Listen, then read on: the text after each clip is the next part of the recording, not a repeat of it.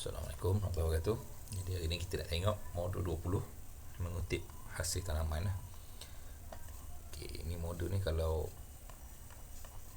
waktu di kebun paling menarik lah pasal mengutip hasil kan. Okey, dalam ni kita akan tengok mengutip hasil buah-buahan, sayuran, tanaman hiasan dan juga rumput hiasan lah.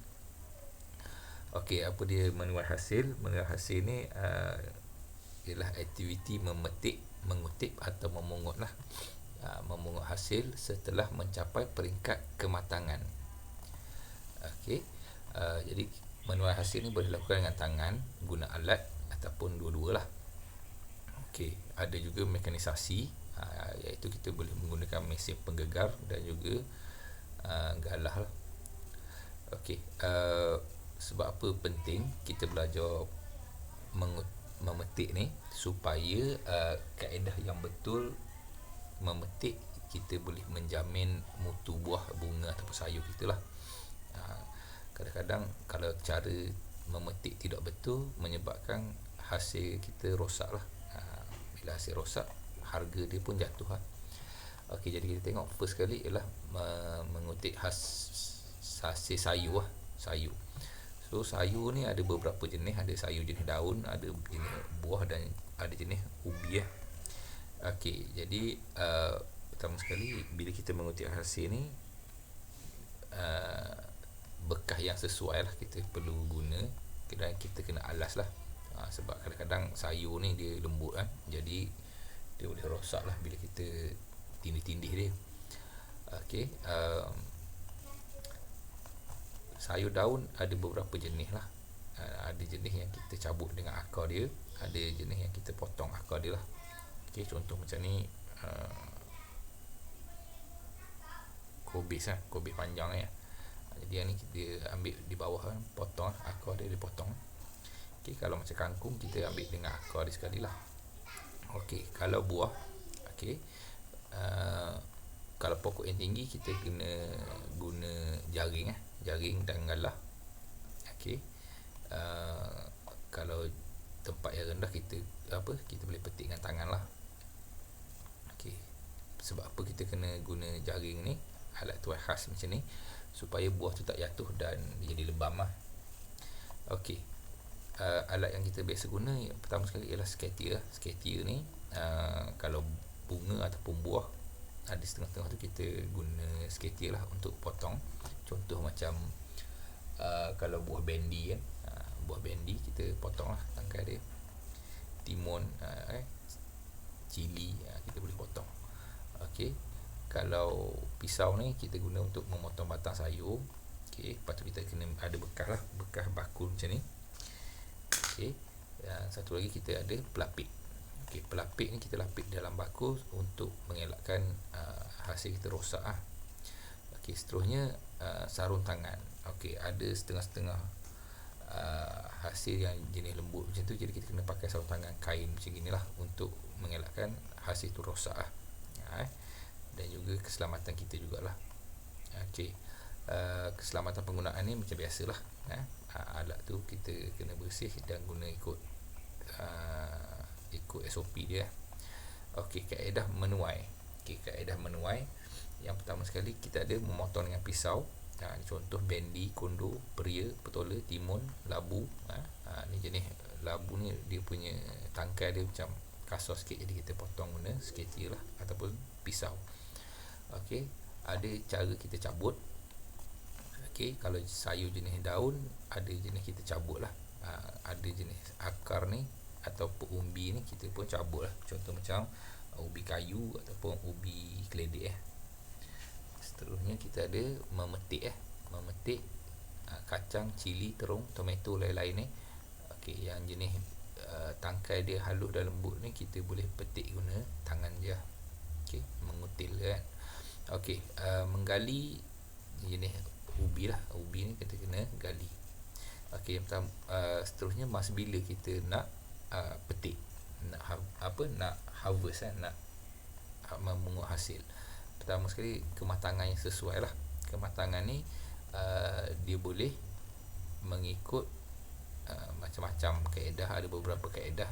Okey, iaitu ada cara kita tengok ciri-ciri fizikal, okey, ada perubahan kimia, ciri fisiologi dan pengiraan hari atau minggu lah.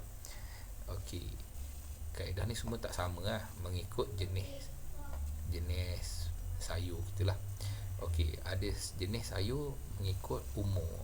Mengikut umur ni contoh kangkung kan, kangkung, sawi, kita tahu dah maknanya berapa hari kita boleh kutip hasil. Contoh kalau macam kangkung, 30 hari dah boleh kutip hasil macam tu. Okey, ada yang jenis kita tengok pada warna, saiz dan juga tekstur lah. Warna biasanya kalau buah kita akan tengok warna lah, kulit dia jadi kuning kan, macam tu. Saiz pun ada, kita boleh tengok. Kalau macam raw melon tu, kita tengok pada saiz lah, sebab kulit dia sama je warna dia kan. Okey, tapi dia ada bentuk dia lah. Seterusnya, kalau macam tomato kan, tomato pun kita boleh tengok pada bentuk dan saiz lah. Okey, ada tekstur. Kalau sayur-sayuran, kalau kita lambat kutip hasil dia akan jadi kerah lah. Kerah atau bersabut lah. Okey, ni contoh kalau bayam, kita boleh tengok pada tekstur dia saiz dia agak-agak sesuai untuk dipetik macam ni, kita boleh petik lah. Dan sama juga macam robek bunga ni. Okey, kalau buah ni lebih mudah sebab biasanya dia akan ada indeks kematangan lah. Indeks kematangan ni dia macam ni lah, dia ada nombor 1 sampai 7 ke, ikut jenis buah, ada sampai 5, ada sampai 6. Okey, so 1 ni hijau tua, yang ni memang belum matang. Kalau biasanya ada sikit kuning, ni buah matang. Kalau ada kuning, hijau lebih banyak sikit daripada kuning, jadi buah matang. Okey, ada kuning lebih pada hijau, ni kuning sikit je hijau, lepas tu kuning, ni dah kuning oren. Kalau macam ni dah tak sesuai lah, macam ni dah terlalu tua. Okey, ini kalau nak ambil pun makan tu di bawah pokok lah. Jadi waktu bila kita nak ambil ni bergantung kepada pasaran kita lah. Kalau kita waktu nombor 1 memang tak boleh kita petik lah. Kalau pasaran kita agak jauh sikit, kita boleh petik di nombor 2 ataupun nombor 3. Kalau kita petik dekat nombor 4, jadi bila sampai kepada pengguna tu dia dah sampai 6 ataupun 7, dah tak boleh tahan lama lah. Okey, sama juga macam betik, kita akan kutip pada indeks 2 dan 3. Tapi kalau kita nak makan sendiri, kita boleh ambil pada 4 dan 5 lah.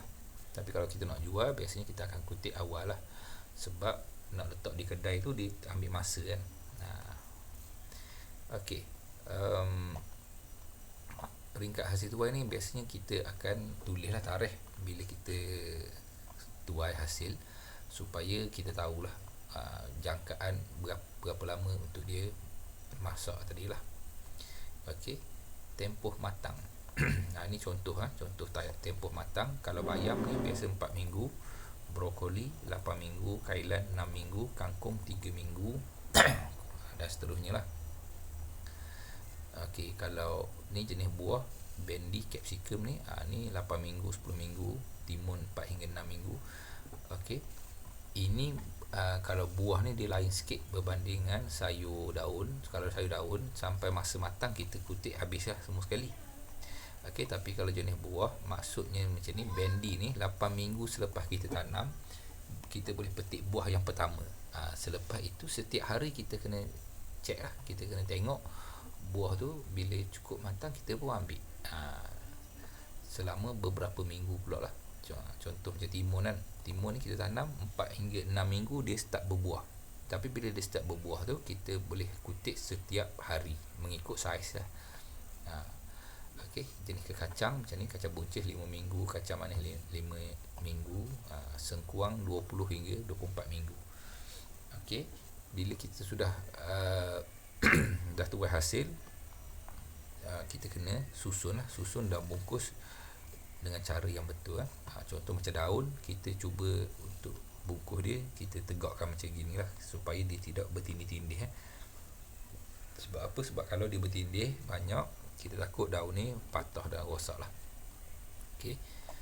Kalau yang jenis keras dan kasar macam ni, macam kacang panjang tak apa, kita boleh tindih-tindih je. Tapi kalau macam tomato agak lembut kita jangan tindih lah. Okey, satu lagi hasil tu kita simpan dalam peti sejuk dia ada sebenarnya lepas kita menuai ni, dia ada rawatan selepas tuai, itu ada bab lain, lepas ni kita akan ceritalah. Okey, jadi itu saja kot untuk menuai hasil. Itu saja. Assalamualaikum warahmatullahi wabarakatuh.